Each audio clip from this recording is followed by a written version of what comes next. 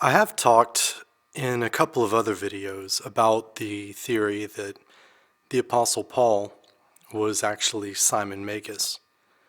And I think I've also mentioned in another video that a researcher by the name of Ralph Ellis believes that the Apostle Paul was Josephus, the historian. Both of them make pretty compelling arguments, and I would refer you to their book for the to hear their full case. But what's interesting to me is the possibility that they might both be right, which would mean that the Apostle Paul was Simon Magus, and Simon Magus was Josephus. They're all three the same person. That would be kind of interesting. Might sound like a bit of a stretch, but it's an interesting theory. I'm going to read several selected quotes from both books, and I'm just going to kind of present it with minimal commentary from myself, just so you can kind of hear it straight from the horse's mouth a little bit, so to speak. So this first series of quotes is going to be from Robert M. Price's book, Amazing Colossal Apostle. And the book is about the historical Paul. There is one particular chapter that deals with the theory that Paul was Simon Magus. That's the one I found most interesting, especially coming from kind of a Gnostic perspective myself. So I'll just jump right in.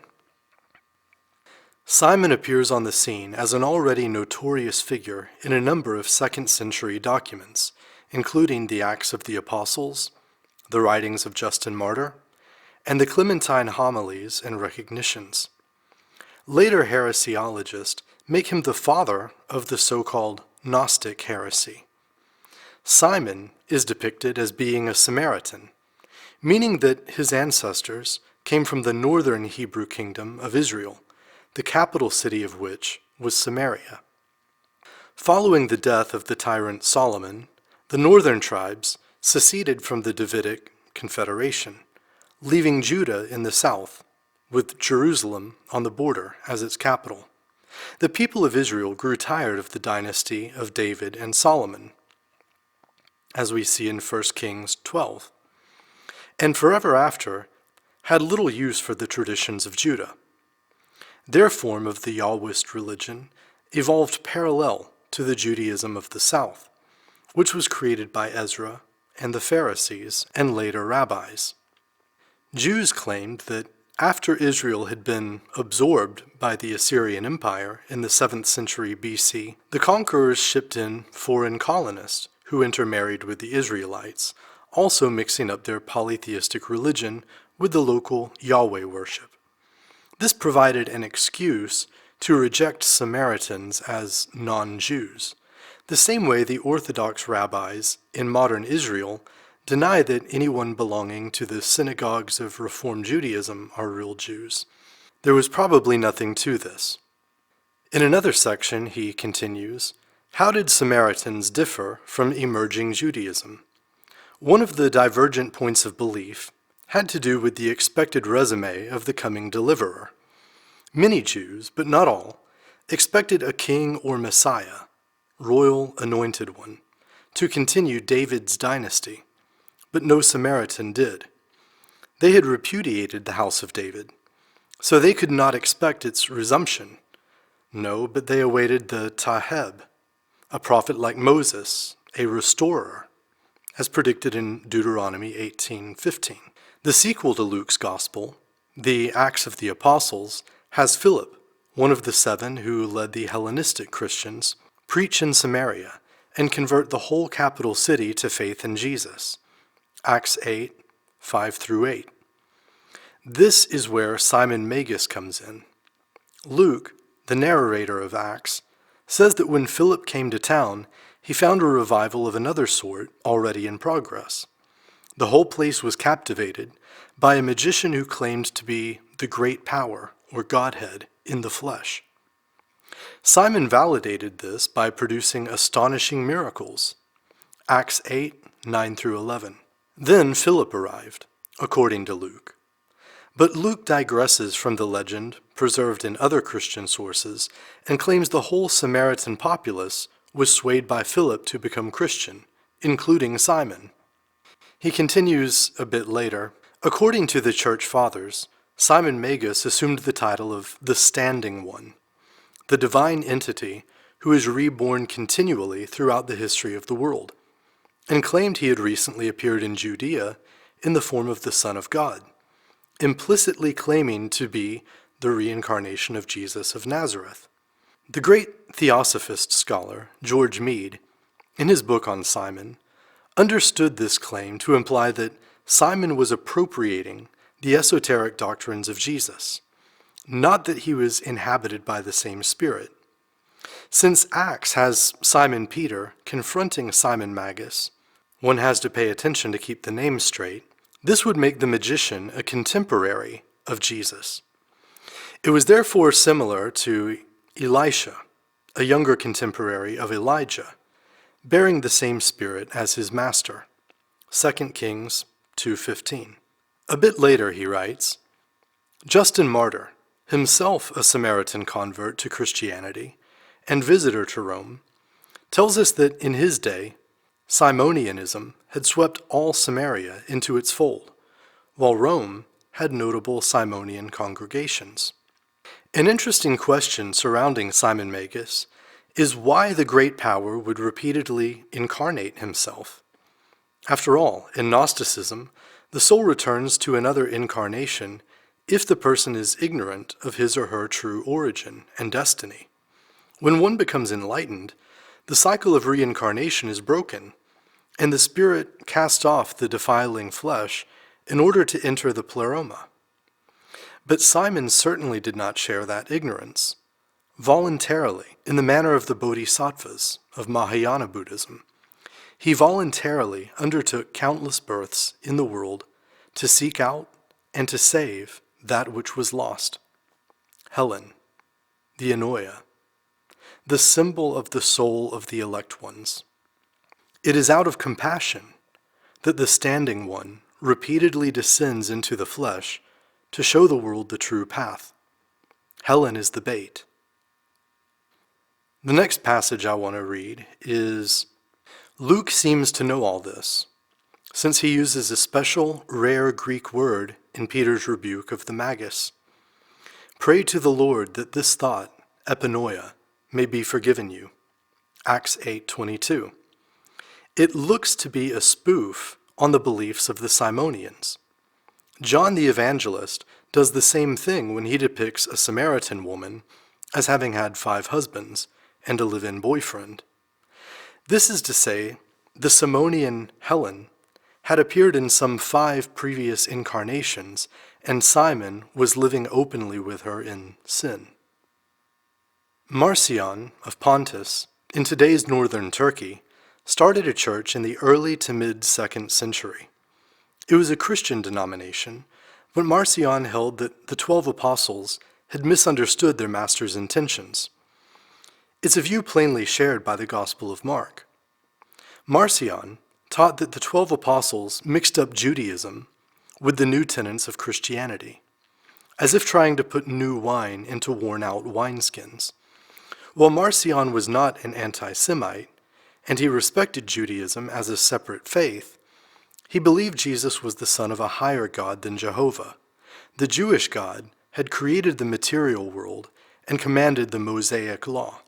But Jesus came to reveal a different, more loving deity, the Father of Jesus, who punishes no one but only exercises love. The Father was willing to adopt the creations of the lesser God as his own children. Now at this point, I just want to interject that Robert M. Price seems to think that Judaism, the tradition of the elders, or the religion of the Pharisees, was the same as the religion of the ancient Hebrews and Moses. I don't agree with that. And I think if you read the Bible from a certain perspective, Jesus didn't believe that, and Paul didn't believe that. But I've discussed that elsewhere. I'll probably talk about it more in the future. Something else I wanted to interject is that Robert Price seems to think that everyone who called themselves a Judean in Jesus' time was actually a descendant of Jacob. In other words, like a biological or a Hebrew by birth. I don't believe that. I think most of them were probably Edomites. But again, that's a story for another time. I'm going to get back to the passages that I wanted to share. Marcion believed that Paul taught what Jesus intended, the birth of a new religion separate from Judaism. Thus, Christians should give the Old Testament back to the Jews and stop pretending it predicted Jesus. To replace the Jewish scripture, he suggested the adoption of the epistles of Paul and what he called the gospel, which might have implied an earlier, shorter form of our Gospel of Luke as a new Christian scripture. Now, I want to interject again. A question to ask is, could Luke have been written or dictated by Paul, Josephus, or Simon Magus?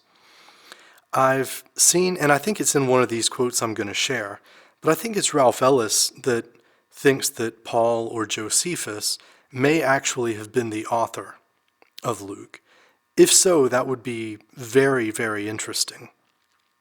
But another thing I want to point out here is that Robert Price, again, seems to be under the impression that the Old Testament was basically the scripture of the so-called Jews. I don't think that's accurate.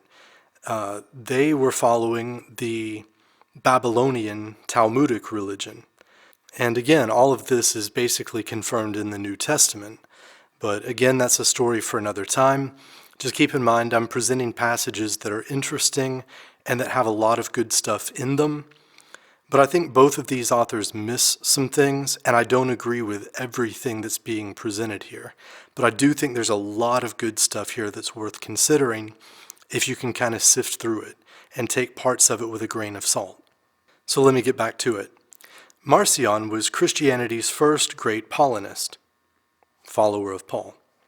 He was followed by Valentinian and Basilidian. I always have a hard time with the name Basilides or whatever, who wrote commentaries on Paul's epistles. So great was their interest, early Catholic writer Tertullian called Paul the Apostle of Marcion and the Apostle of the Heretics. Isn't that interesting? Let me go on. When Simon Magus heard this, he interrupted, saying, "You say you learned accurately from your master's teaching by hearing and seeing him immediately, face to face, and that it's impossible for anyone else to experience the same thing by means of dreams or visions. Let me show you the fallacy of this. When one hears something directly, he is far from sure of what was said. He must ask himself if, given his human frailties, he has not been mistaken in what he thinks he heard. By contrast, a vision carries with it its own intuitive certainty that one is seeing the divine. Answer me that if you can." Just from this passage, I really like the way Simon Magus thinks and argues. He sounds almost like me a little bit. I love the guy. But anyway, skipping ahead, Simon says, insert your own joke here, but Simon goes on to say, "But the good God bestows salvation, if he is only acknowledged. But the Creator of the world demands also that the law be fulfilled." Now, isn't this interesting how Simon Magus has this doctrine of grace, just like Paul talks about, just like I talk about, and he's arguing against people like Peter, James, and John, for example, who still think that the law or the tradition of the elders, the religion of the Pharisees, has to be mixed with that, sort of mixing the religion of the demiurge with the true Gnostic religion. So the author continues, "Why would the narrator choose to cloak an incident involving Paul in an episode involving someone named Simon? Perhaps because Jewish Christians viewed Paul as the opposite of Simon Peter, making him the anti-Simon. We have seen that calling someone a magician might have suggested a medicine show charlatan. The Acts of Simon Magus could be considered a satire on the claim made by Paul that he had performed all the signs of an apostle, marvels, demonstrations of power. There was no love lost on Paul among the Jewish Christians. And again, I want to interject here that in Ralph Ellis's research, we see that the same thing is true of Josephus. But we'll get there eventually. Let me stick with Robert M. Price and the amazing colossal apostle for now. So I'm going to skip ahead to another passage. When Justin Martyr and others make Simon Magus the father of Gnosticism, do we not see a reflection of the fact that Gnostics hailed Paul as the founder of their faith? Valentinus claimed he received his Gnostic teachings straight from Theodotus, an original disciple of Paul. Skipping ahead again to another passage further on in the book, Hermann Dietering, in The Falsified Paul, carries F.C. Bauer's hypothesis a step further to turn the theory on its head. What if Simon Magus was the historical figure? And instead of Simon being the funhouse mirror reflection, Paul was the fictional character. What if Paul is a theological rendering of Simon? It appears that there actually was a Simon Magus, about whom some information survives in Josephus's Antiquities of the Jews. As Acts appears to have used Josephus's chronicles more than once, it is especially interesting to see the possible borrowing in this case. I've just got to interject here. If Josephus was actually the author of Luke and Acts, as I believe Ralph Ellis thinks, isn't it interesting that the writings of Josephus and Paul would borrow from each other? Isn't that interesting? See, this is what happens when you read a bunch of different researchers and kind of compare their work and see what works together. Skipping ahead to another passage, Simon Magus is said by later writers to have come from Gitta, I don't know if I'm pronouncing it right, Gitta, which is in Samaria, but could have been confused with Kittim, the sea peoples of Cyprus. Josephus characterizes the Samaritans, in one instance, as Sidonians or Phoenicians. Now, interestingly enough, Pythagoras was a Sidonian or a Phoenician. So skipping ahead again, Paul was one of the delegates who brought famine relief to Jerusalem from Antioch in Acts 11:27. Helena, too, Josephus tells us, made a pilgrimage to Jerusalem from Antioch and caused relief supplies to be sent there. I've got to interject again. How would Josephus know about this journey that Paul, aka Simon Magus, made? It definitely makes sense that he would know about it if Josephus was Paul and Simon Magus. But let me continue. Eisenman deduces that the two relief missions are one and the same. This makes Paul an advisor to Queen Helena. While Eisenman does not identify Paul with Simon Magus, I do.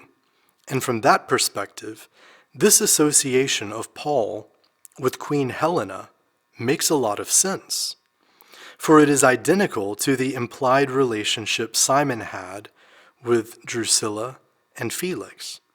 Likewise, Elymas with Sergius Paul, a servant and mystagogue among their retinue, no doubt a counselor and advisor. Skipping ahead again. According to Irenaeus, Simon Magus said that men are saved by grace and not by just works, for actions are not just by nature, but by accident, according as they were laid down by the angels who made the world, and who desired by commandments of this kind to bring men into servitude to themselves. Unless I am mistaken, that is exactly the teaching of the epistle to the Galatians. Skipping ahead again, Simonianism sought to co-opt the competing Jesus movement by claiming it was someone named Simon who was crucified, albeit only seemingly. We see this depicted, for those who have eyes to see, in Mark, Matthew, and Luke. These gospel writers, with no discernitive narrative motivation, claimed that Simon of Cyrene was pressed into service to carry the cross in Jesus' stead. I do not mean to say that the gospel writers would have recognized the significance of this oral tradition, but the Gnostics did. Skipping ahead again, the anti-heretical writers of the early church tell us that Marcion descended from Simon Magus through a kind of anti-apostolic succession. The link between the two men was said to be a teacher named Serdo, although Stefan Hermann Hüller makes Marcion the intermediate successor of Simon. Hüller identifies Marcion, little Mark, with Marcos the magician, elsewhere attested as Simon's immediate disciple. Irenaeus pictured Marcos as something of a Svengali and gigolo, converting wealthy women who had nothing better to do. Anyone familiar with the apocryphal Acts of the Apostles will hear an echo in the pejorative portrayals of Paul and the 12. Preaching an anti-family gospel of celibacy, the apostles were condemned as seducers, exploiters, and homewreckers, again distorted by the funhouse mirror of polemical slander. But even without the links supplied by Irenaeus, we would be able to tag Marcion as a Simonian simply because of the identity of their basic doctrine. Marcion, like Simon Magus, rejected the creator and lawgiver of the Old Testament as an alien God, distinct from Jesus Christ's Father.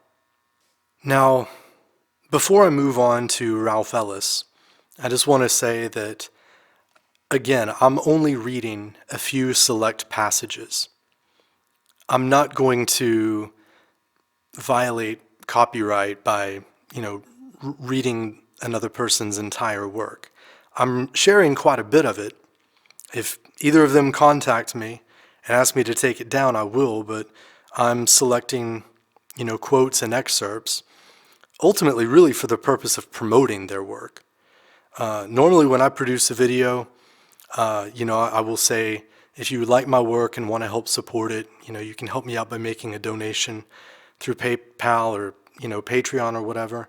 On this one, if you really enjoy this video, don't donate to me. I really suggest you go out and buy Robert M. Price's book, The Amazing Colossal Apostle, and Ralph Ellis's book, Jesus, Last of the Pharaohs.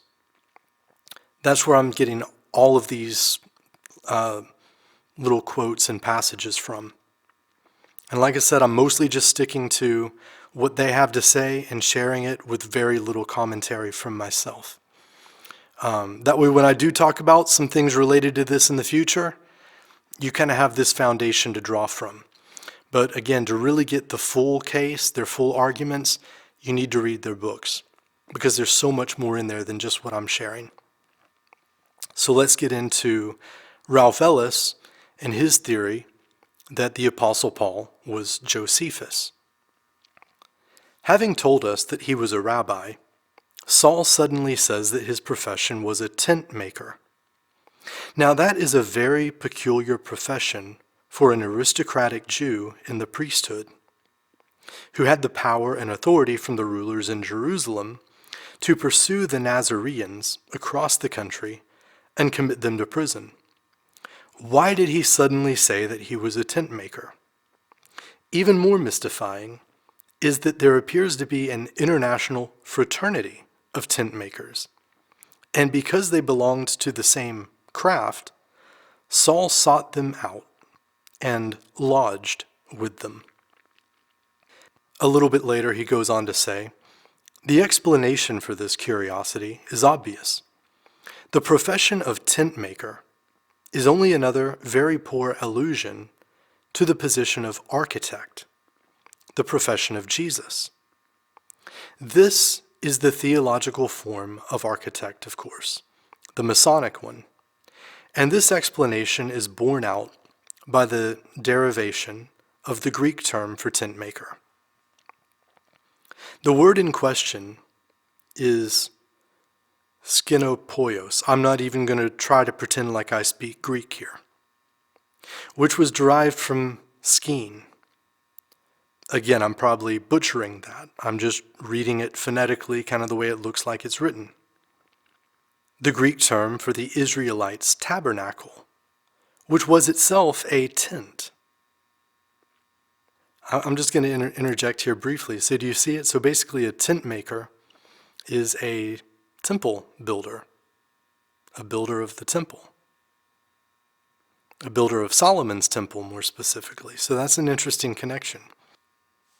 But he goes on, Saul is indicating that he belongs to the illustrious line of architects who were responsible for constructing the tabernacle, the prototype for the great temple of Jerusalem, copies of which were made annually for the feast of the Passover in Jerusalem. But it's always possible that the original term for this profession was Kaaba, which is not only the Hebrew for tent, it is also the root word for the esoteric fraternity known as the Kabbalah. Quite plainly, Saul was saying that he was a member of an esoteric sect, a Mason. A little bit later, I'm skipping to the next passage, he writes, William Whiston, the translator of Josephus, compares two shipwrecks and comments on how much larger Josephus' ship must have been than Saul's. Josephus' scribe has predictably exaggerated once more, 600 against 300 souls. Whiston makes no remark on the glaring similarities between the two stories. Yet how many priestly Jewish prisoners were shipwrecked between AD 62 and AD 63 while in transit to Rome, and then taken aboard another ship to Puteoli and thence to Rome. Again, I apologize if I'm pronouncing some words wrong. I am not an expert in foreign language, so I'm reading it phonetically the best I can. So, another thing that Ralph Ellis notes is that even the date of Josephus' birth, around AD 30, ties in very neatly with what we know of Saul, and both appear to have died in Rome. A bit later, he writes, of course, Josephus knew of Jesus and his followers, but he chose to write the section of his history dealing with Jesus under the pseudonym of Saul or St. Paul. The Antiquities of the Jews was Josephus' version of the Old Testament. The Jewish War was Josephus' historical account of the 1st century AD. And its spiritual counterpart was the Gospel of Luke and Acts of the Apostles, both most probably being written by Saul. So this is that passage I was talking about later where Ralph Ellis states that in his opinion, and I highly respect his opinion, he's definitely a legitimate scholar, but he seems to be of the opinion that Paul wrote the Gospel of Luke and the Acts of the Apostles. So if he's right about this, then that means Josephus wrote the Gospel of Luke and the Acts of the Apostles.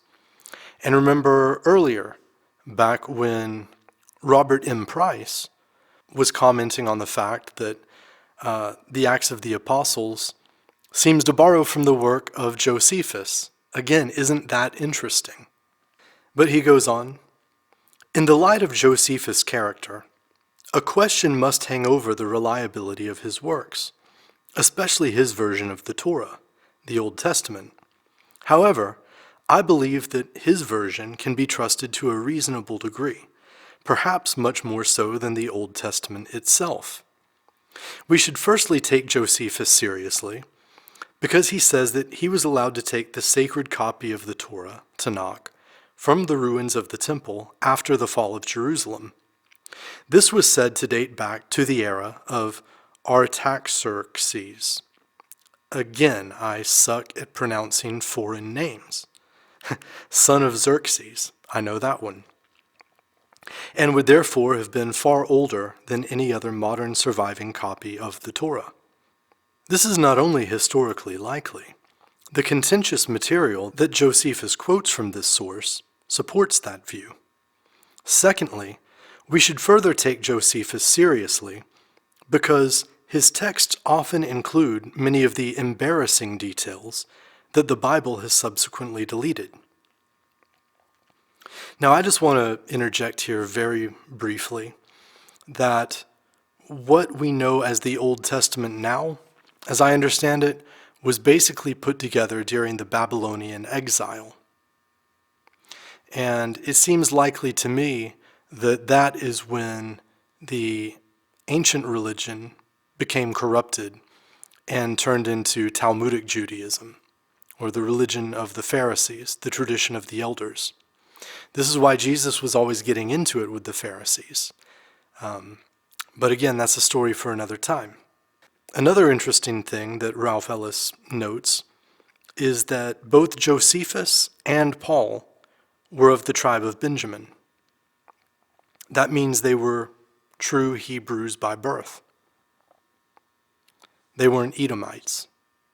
They weren't the people who later began calling themselves the Jews, even though they're not children of Abraham, as Jesus himself says to the Pharisees when he gets into it with them. But I'm going to pick up again in another passage here. The Nazarene Church was in the process of voting in a new member to fill the now vacant position of disciple. The contenders for this position were someone called Joseph Barsabas, also called Justus, and Matthias. At the meeting, the other 11 disciples cast their votes, and it was Matthias who was eventually elected, not Joseph. The story of someone being voted into the Nazarene Church just after the crucifixion sounds remarkably similar to the pleadings of Saul, who so wanted to become a full member of the inner core of the church. But Saul, like his character Joseph, did not gain access to the secret teachings of Jesus and James. He was not voted in as a disciple. Is there a link here? The contenders for this position in the Bible were called Joseph, Justus, and Matthias. Looking into the secular record, the historian Josephus had a brother called Matthias and a son called Justus. So again, isn't that interesting? So like I say, he's not just making one or two arguments based on a little bit of circumstantial evidence. Like, he's putting out a lot of stuff that all kind of lines up to support his point. Now, I do want to interject here that for whatever reason, Ralph Ellis seems to have kind of a negative view of Paul. And that may come through in certain passages that I read. Again, I'm just reading what he has to say. Personally, I'm very fascinated by the figure of Paul, and especially if Paul was Simon Magus, as Robert Price thinks, then that makes him very important to the Gnostic tradition. And obviously, I'm really interested in the Gnostic tradition, especially the Valentinian tradition. But let's get back into the text. The Joseph, or Justus, in the biblical text was also called Barsabas, son of Saba or Sheba. If Joseph, Justus, Josephus, and Matthias were brothers, then Matthias would also be called Barsabas, the son of the same father, Sabas. If Joseph, Justus, Josephus, and the biblical Saul were all one and the same person, then one might expect that this same Matthias Barsabas might be mentioned in the New Testament in the same context as Saul, he being his brother. And this is indeed the case. For the companion of Saul on many of his European travels was Barnabas. The Clementine recognitions confirm that Barnabas and Barsabas are the same name. So I'm going to skip to the next passage I wanted to read. In his later dealings with the governors Felix and Festus, Saul again shows that he was a man of great standing. Likewise, Josephus also tried to prove his many royal connections and the great pedigree of his family. These two characters are so similar that they merge again and again, and in making this connection, we now know where the authority of the biblical Saul came from. I'm going to skip forward again to the next passage. In the face of determined opposition and the threat to his life, Josephus contrived to escape. It was at about this time that Josephus had his equivalent of a vision on the road to Damascus. But wonderful it was, what a dream I saw that very night. It seemed to me a certain person stood by me and said, O Josephus, leave off to afflict thy soul, and put away all fear. For what grieves thee now will render thee very considerable. For comparison, the Acts of the Apostles says of Saul, And he fell to the earth, and heard a voice saying unto him, Saul, Saul, why do you persecute me? Josephus says that his vision turned him to the Romans. If so, it must have been a vision of future events, because he then sacked the pro-Roman town of Sepphoris and had a few further skirmishes with Roman soldiers. But Josephus' heart was not really in this fight against the Romans, so he finally surrendered at the Battle of Jotapata.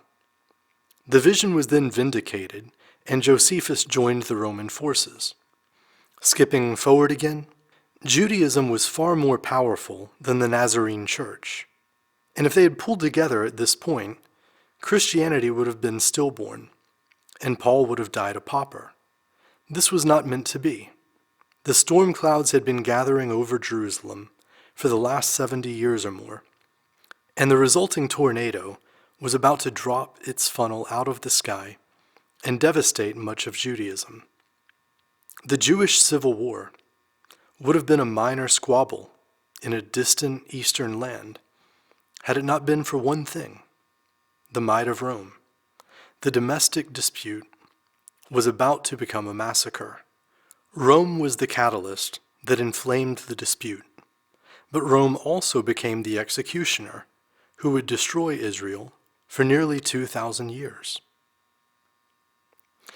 Now, I'm going to interject that, again, this is Ralph Ellis's perspective, because I don't think that Israel was destroyed. I think that the 10 northern tribes, or the 10 lost tribes, moved northwards, became the Scythians and the Cimmerians or Cimmerians, and eventually became the Celts and Anglo-Saxon people. But again, that's another story for another time. The siege of Jerusalem was a cruel and tragic event, one commonly blamed squarely on the Romans. This was not quite the case. The politics of the region were no more stable in AD 60 to 70 than they had been during the days of Herod the Great. Faction fought faction, Jew against Jew, brother against brother. But here I want to interject again. Were they really brothers? Or were these the actual Israelites against Edomites? Another story for another time. Let's move on. Josephus was made commander of Galilee in about AD 66 and proceeded to cause the Galilean rebel leader, Jesus of Gamala, continual problems in the province. In the equivalent text in the Bible, Saul was persecuting Jesus, the resurrected Jesus, and the Nazarenes in the Galilee area. Yet these events are traditionally set in about AD 35 to 45. But if Saul and Josephus were the same person, then what was the real date for these events? There's one other side thing that I want to comment on here. There's this one little line where he talks about 2 legions being sent to Scythopolis, city of the Scyths, in other words, just south of the Sea of Galilee. Now, pay attention to that prefix, Galilee, because that's also the beginning of Gaelic. It's where we get, it's where we ultimately get the word Celtic. You study all of these words and you can see that these were the same people. And isn't it interesting that, these are also the people associated with Samaria, or the 10 tribes of northern Israel, who, if I'm right, after Assyrian captivity became the Cimmerian or Cimmerian people, who, later became the Celts. So let's move on. The end of Josephus Flavius's autobiography, Life, contains the following information. As I came back, I saw many captives crucified, and I remembered 3 of them as my former acquaintances. I was very sorry at this in my mind, and went with tears in my eyes to Titus, the commander of Judea and future Roman emperor. So he immediately commanded them to be taken down, and to have the greatest care taken of them, in order to facilitate their recovery. Yet 2 of them died under the physician's hands, while the 3rd recovered. So isn't that interesting? 3 people being crucified, 1 of them comes back from the dead, so to speak. Where have we heard that before? When I read that passage, it gave me chills. So that's all I really wanted to share for those books. Again, I highly recommend that you check out both books for yourself. Again, the first one that explores the connection between the Apostle Paul and Simon Magus is The Amazing Colossal Apostle by Robert M. Price. And the second one is by researcher Ralph Ellis. And I believe the title of the book was Jesus the Last Pharaoh. I said it earlier in the video, but I've forgotten it off the top of my head. But I will post links to those books on, Amazon Kindle or whatever in the comments section below, so be sure to check that out. I highly recommend both works. They're both really good, and they both contain a lot more information than just what I shared. I just wanted to share some of the things that really jumped out at me. And my hope is that it interested you enough that you'll go out and read it for yourself and really look into some of this more. Now, you combine this with some other areas of research that I've been getting into, and the connections that start to jump out are just mind-blowing. And I'll get into that more in the future, but there's so much to say, it's like I don't even know how to lay the groundwork for it all. And I can't just say it all. I've got to set you up right for it. Otherwise, it's too much. So thanks for listening. I hope you found this enlightening. And for more like this in the future, of course, be sure to subscribe, share this video. The way YouTube is now, even this video could possibly get restricted or deleted. And I haven't said anything that rationally should cause it to be restricted or deleted, but I know what I'm up against here. And I know that as tame as some of the things I've said here are, even that might be enough to cause problems for me. So we'll see. But again, thanks for listening, and I'll talk to you next time. Peace.